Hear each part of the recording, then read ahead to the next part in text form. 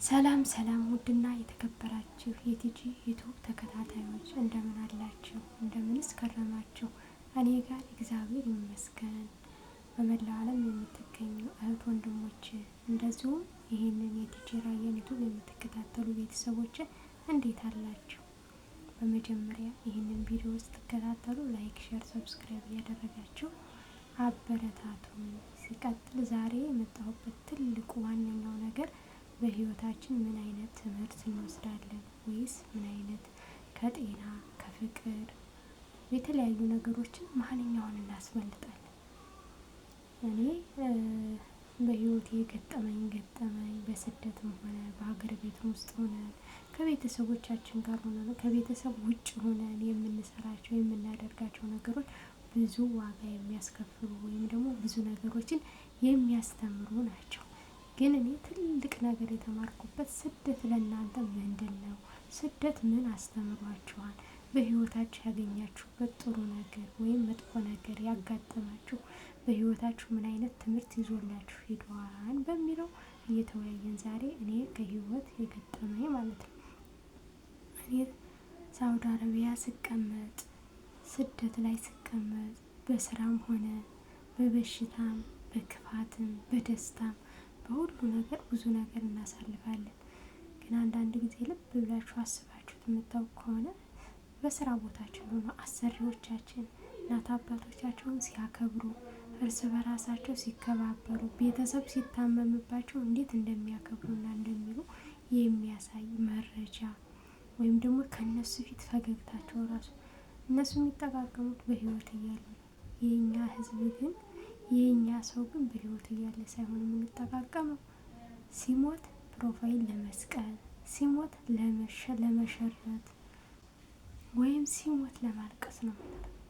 አሻንጉሊት ለጥፈን ብናለቅስ በህይወት ይሄ ሰውዬ ታሞ ሳለ ወይም ሴትዮ ታማ ሳለ ይቺ ልጅ ታማ ሳለ ይሄ ልጅ ታሞ ሳለ ያልጠየቅነው ሲሞት ምን ሊያደርግ ነው የምናንጠለጥለው?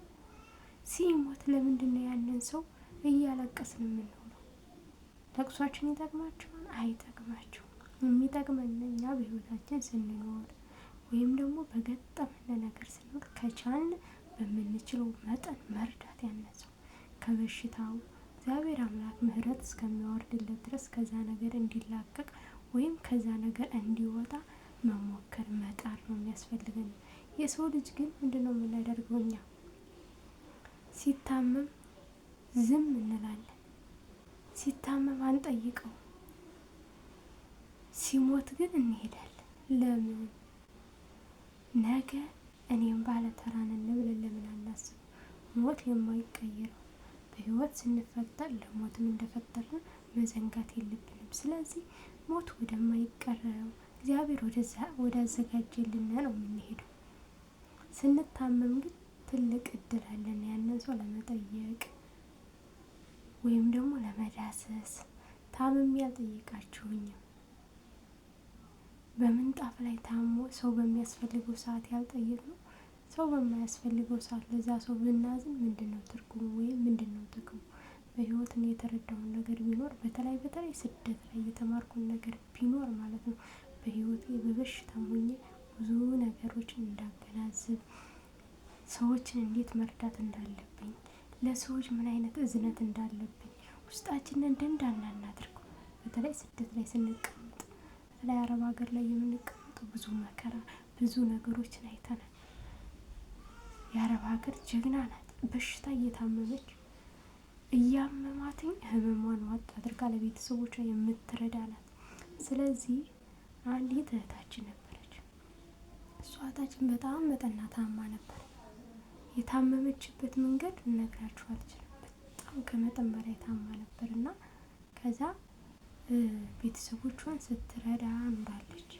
እህት ወንድሞቿን ስትረዳ ኑራለች።